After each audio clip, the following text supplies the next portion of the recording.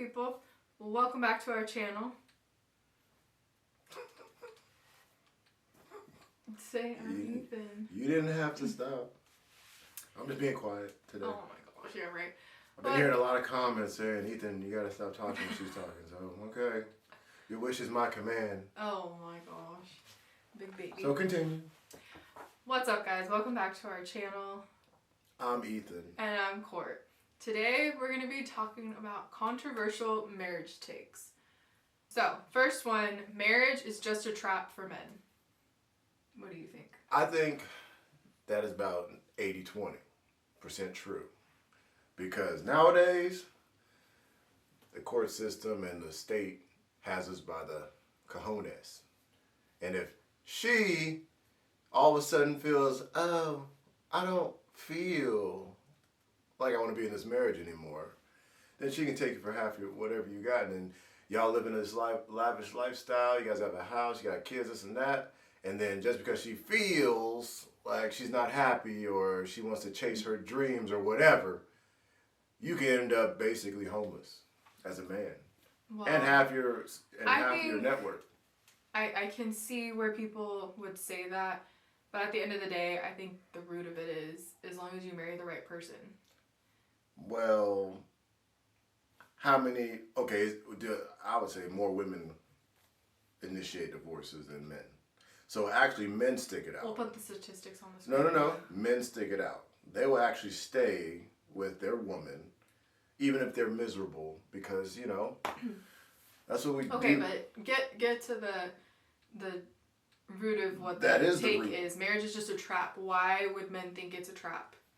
Because you guys get half of everything. If y'all can just feel like y'all want to leave and the courts aren't on your side. I mean... And on the baby side. You get the babies and the house. Kind of like what you said, though, that's specific to certain states, because that's not true for every state. No, that's not fair, because if... No, I'm saying if you get a divorce, you're only guaranteed half in certain states. Other states are not like that. Okay, let's say it's not half. What about the kids? The kids always go with the mother. Not always, but so most of the time. The dad will lose the house, the kids, and his wife. Potentially. And half is okay, but let's take a divorce out of the equation and just if they're still married. Why would men say it's a trap? I would say that... Because I think most of that take comes from men not being able to... Obviously, you are only with one person now. No, like I said, men stick it out. I mean, yeah, we might want to dibble and dabble somewhere else, but for the most part, men stay faithful to their woman, their wife, unless she's annoying. Oh my gosh. Or she comes with a lot of baggage or problems. And then, like I said, it's controversial, but I feel like most guys would agree with me that. Okay, but let's just say. The courts and the system. Let's just say you, as a married man, because you have friends that are not married. If you're sitting there with some of your boys that aren't married and they're like, nah, man, I ain't getting married. Like, marriage is a trap. What would you tell them? I would be like, well, you're not wrong, but if you did find that one woman that you felt like our situation, she was very I wouldn't say religious, but conservative in that sense of she followed the Bible.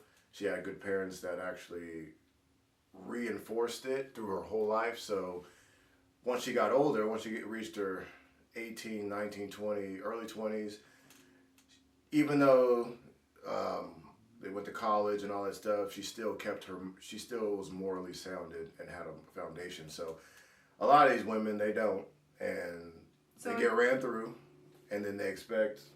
so that gets down to exactly what I said, though, that it depends. It truly is dependent on who you marry, on both ends of it. Because I would tell men that say that, well, you need to make sure you marry the right person, and if you're not sure about them, then you shouldn't be marrying them. End of story. But majority of the time, you're not really with the right person. That's why most relationships fail. Well, one, because they get into it off of feelings. Yeah. The two, they don't ask the important questions that actually align them spiritually, foundationally, morally. So those are the big things that people usually skip over, or they kind of dabble in it because they're like, I don't want to hurt the other person's feelings, blah, blah, blah. But at the end of the day, those are the non-negotiables that will come up eventually, especially if you start having kids, especially if you guys are about 5 years in and 10 years in. If y'all don't talk about these things, it just boils up, becomes a boiling pot. But exactly, like it truly is who you marry, and those things should be talked about before you get married, because that's the kind of stuff that ends up breaking marriages up. If that's it, then you guys don't get half of any, since it's about who you marry. But so if I come in, you come in. But at the end of the day, if you are marrying the right person and you're going into marriage with the idea that we're in this together forever through all the trials and tribulations and all of that, there's going to be rough times, there's going to be rough patches, like you're not going to like each other some months or whatever. But yes, there's been times where we didn't like each other. But you still have to trust I that know, person you're for the not next letting me 60 finish. years, 70 okay, years, yes. to not leave you I at know, any point. I know, let me finish. And so if you go into it with that mindset and you both are truly going to do that, then it shouldn't be an issue. Well, it is, because who has more of the incentive to leave if anything were to start to trickle to the wrong way? The woman. Okay, I'm not saying that people don't get divorced, but at the end of the day, what we're trying to get to the root of is that if you go in with the mindset as a man, we're talking about just the man, leave the woman out of it for right now. Just the man. See? Abuse. Because that is... Now, if I did that back to her, I'll be in handcuffs. Men can be part of the problem, too. If they go into a marriage thinking already that marriage is a trap. And like, oh my gosh, I'm trapped now. Well, if you're going into marriage thinking that, or if you're already thinking that, you as a man need to grow and mature. No, because people go into casinos knowing, I'll probably lose all my money. But they're willing to take the risk because of the grass is greener on the other side type thing. Like, you can end up rich, right? Okay, marriage is the same thing. It's like, you go into it hoping, like, okay, I'm going to find a person I can spend the rest of my life with. But the reality is, you are cushioned. The woman is cushioned. So it does become kind of like off balance, because it's not like, okay, we're getting this matrimony, we're getting together, and if anything goes wrong, you're not getting anything of mine, I'm not getting anything of yours. Okay. We're just going to shake hands and call it a day. Let me put it simply and ask you this, and I hope you answer correctly. We're going to see. Did you marry me thinking you're trapped now? You are taking way too freaking long to answer this question. In my early 20s, yeah. We weren't married in your early 20s. Exactly. I know that most of the time, women in divorces do get, I guess you could say, the better end of the stick, whatever I've heard the saying is. They get all of the stick. Okay, not always, though. They do. No, they don't. Except if the guy planned ahead of time. No, because sometimes the woman makes more money.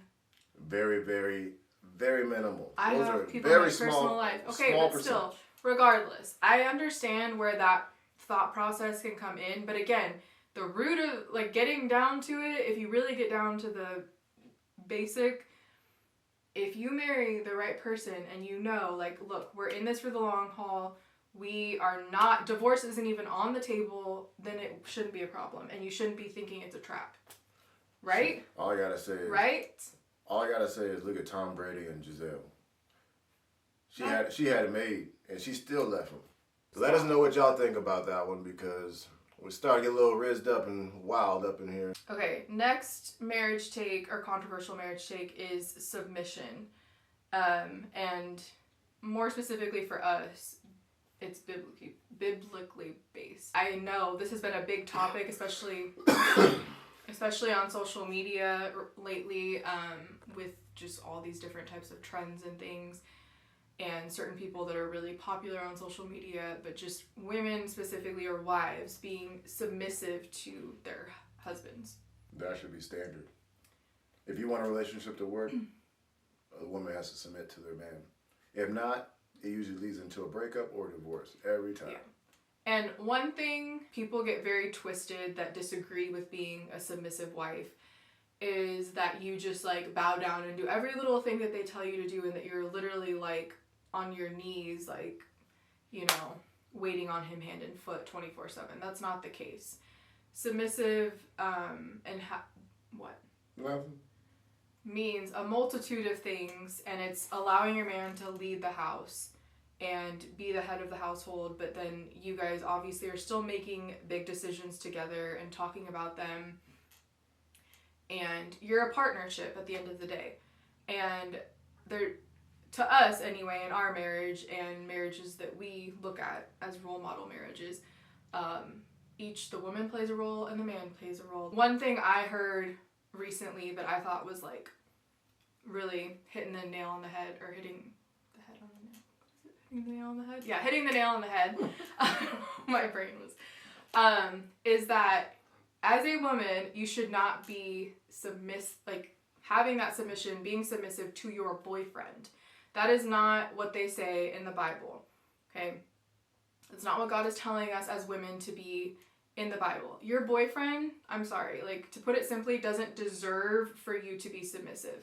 Your husband does, okay? Because you're making that lifelong commitment, you're standing before God, in our case at least, and now he's taking on all of those roles as a husband to protect me, basically give his life up for me if he has to. You know, if he needed to take a bullet for me or something, he would, right? He's protecting me at all times when we're together, especially. And he's providing for me and our family and all of that. So, as the woman, yes, I, in my opinion, should be submissive because of that. Now, your boyfriend doesn't deserve that yet. And that's biblically based. That's your take? And that's in the Bible. But that's your take? Yeah. Oh, okay. Would you want our daughters to be submissive to their boyfriends? They don't have boyfriends. Oh, lordy. Would you want your sisters to be submissive to their boyfriends? Well, how do you get to marriage as a woman? If you want a guy to pick you, you gotta show that you are agreeable. Let me break that down a little bit more. You gotta show them that there's certain things that, yes, certain things like that when you are dating to marry, not just dating willy-nilly. If a girl wants to get the ring, which they all do, or I would say 90% of them do, one thing guys don't care about is how much money you make. Guys don't care about what you drive or any of that stuff. All we care about is if you're agreeable, you'll follow our lead, and you can say treat us like king. Where we're your whole world, basically. If y'all can do those simple three things, you guys, there'll be more weddings happening than divorces. Yeah. Because if you carry that mentality through to your marriage and through it, a man will never want to leave you because he has everything he needs right here at home. But it's when the competition and I got this or I make this much, so all this other bullcrap that women, you know, fabricate or come up with in their mind that think that's what guys want. Well, I think it's not. Guys don't care about none of that. I think a lot of that too is younger generations, especially like our generation and younger. It was really pushed online. Social media really took off too, so that obviously played a big part. That being very independent and taking care of yourself and kind of that like boss babe generation took off. And so, and there's nothing wrong with wanting to be successful in your career, but I do think, I do think I've met women too that they think men care about that and they want to be successful because then they think the man wants them to be like equally as successful as them. So let's just say like a really simple career to say, like they're a really successful lawyer, they want you to be the same thing. 9 times out of 10, they probably don't care. If you are, like they might not care, but they don't care if you aren't either. They'll eventually want you to quit being a lawyer and be at home with the kids once y'all have kids. And you got to be okay with that. And if you're not, to him, that's like a red flag. It's like, oh. I mean, I get it. Some situations, some markets, both parents need to work. But if men had it their way, they want their wife at home with their children. And a lot of girls miss that. They think, you know, I got a good job. I don't want to give up my job or my career. My family. And they always choose their career over their actual family, which is the more important aspect to focus on. I think being submissive gets mistaken for, as a woman, you give up everything that's you, like yourself, that makes you who you are. That you just purely are just a wife a mother and like a home, whatever. Yeah, you better know how to Homemaker. cook. But You better know how to cook. anyway, You better know how to clean. okay, that's you. No, Just stop. that's men all over the world. Okay. You better know how to cook. Cleaning, okay, we can work on the cleaning, but you gotta, cause you gotta feed our kids, right? But that's a. But like you said, some families, especially with the economy the way it is right now, most families, I would say, need to have two incomes. Yep. Whether that means they're both going and working out of the house or they're working from home, whatever. But so that could mean something like there's so many different versions of what that looks like depending on your home, and that's of course up to you and your husband to decide. Because I mean, like in my family, both my parents worked my whole life, but my mom did 99% of the cooking and the cleaning. But I will say, when they got to a place financially, we had a house cleaner that came like once a month to deep clean the house, like things like that to make my mom's life easier. The word that comes to me is the sacrifice, because if everything's equal, like you got a job, he has a job, you work 8 to 5, he works 8 to 5 or 8 to 6 or whatever. If you get home first, you have to make a decision to be like, okay, I'm gonna start dinner. I'm gonna do everything that a woman does, like as a stay-at-home mom, even though we're both working. So that decision is an important decision or important one, but it requires sacrifice. It requires you to humble yourself, be like, yo, yeah, I did work all day today, but my house this is my job. My house is my job, and I still have to I will say, cook dinner for my husband, or he may bring food. Like it's always a balance, but being selfless like that and sacrificing in that way, it goes a long way. Let us know what y'all think in the comments about that particular topic, like the ladies and the men. We really want to know what your thoughts are, because this is really a hot topic. So let us know what you think in the comments. So, last controversial take is that keeping secrets is normal. Well, what do you mean by that? Like keeping secrets from each other is normal. One thing is non-negotiable. You don't keep money secrets from me. Or you don't want me to keep any secret from you. Yeah, but I'm just saying. But that's like for men, tip top one. For men, financial infidelity is, I would say, is worse than catching their wife cheating with somebody else. Because, no, actually, I think they're on the same playing field. They both will equally termination, wife needs to go. But it would really change how their husband looks at you if you commit financial infidelity. And if y'all don't know what that means, it means that if your spouse withholds a lot of money, whether that's a lot they have in their bank account, or debt, if anything goes wrong fund, I have my money here, I can get out. But it doesn't, if divorce happens, we're not bringing up that money. No.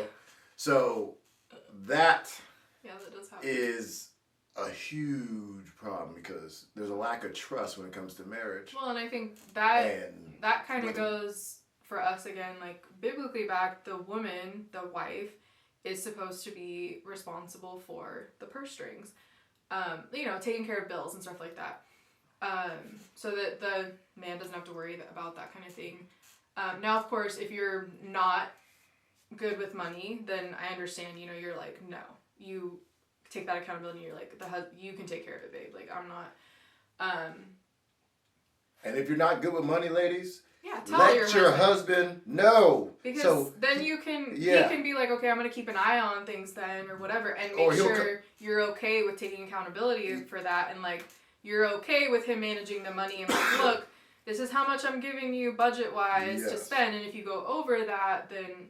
Because once kids come in the mix and the money thing's not fixed, it becomes scary when you got to choose between feeding your family or paying rent or paying debt, credit cards and all that stuff. But, I'm sure you guys have seen people say, like, there's so many TikToks about it I've seen, like, that people will, your best friend will tell you, and don't tell anybody, blah, blah, blah, whatever they say, and then you go home and you're like, well, you said don't tell anybody, but my husband's not anybody, so my husband knows everything. You better tell me everything. So, you know, and like, some of his best friends know when they say, hey, don't tell anybody, that he's still gonna tell me. And I'm not gonna tell anybody. Now, if your spouse has a blabbermouth, I get it. But in our relationship, keeping secrets in general is just a big no. Yeah. I think that no matter what it is, big or small, can cause a huge rift in your marriage. Because even little things, they can come up later and they're like, hold on, you didn't tell me, but you told so-and-so? Mm-hmm. What the heck? That's just not something that has even crossed our mind to like keep secrets from each other. So, unless it's like I'm trying to surprise him for his birthday or something. To me, if you're lying to your spouse, you're just going to cause yourself problems later. If you tell the truth it never changes. So if you tell the truth, even if you mess up, you tell the truth every time. There's no, well, back over here you did that. Blah, blah, blah. There's none of that. There's no having to remember. There's none of that. Yeah. So I always say tell the truth, no matter how bad it hurts or how bad it is. Yeah, sometimes. Especially when it comes to money. You're not going to want to hear it. And fellas, if you don't have a lot of money,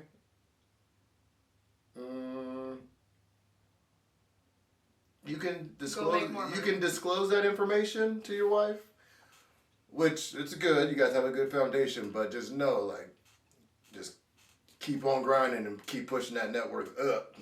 But I wouldn't say like, oh yeah, babe, we're all good, and then you're silently screaming. Yeah, don't do that. I would tell your wife the truth. Be like, yo, this is what the deal is, so she can adjust. Like, what if she can get a job or something? She can adjust the difference. So just keep the truth. It's always better to be honest. Up front. Yeah. Keep it up front. I mean, I was in credit card debt.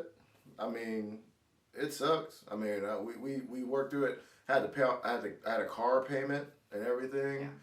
I was paying a lot a month, over $500 a month. That's a big thing. Which was crazy. Secret keeping, going into when you're dating and then going into marriage, to tell each other everything, even that kind of stuff. Like, hey, I have this much in student loans, I have this much in credit card debt. Planning to get married, then maybe you can help each other with that, but so you don't bring it into your marriage. Yeah, and that's what we did. We developed a game plan.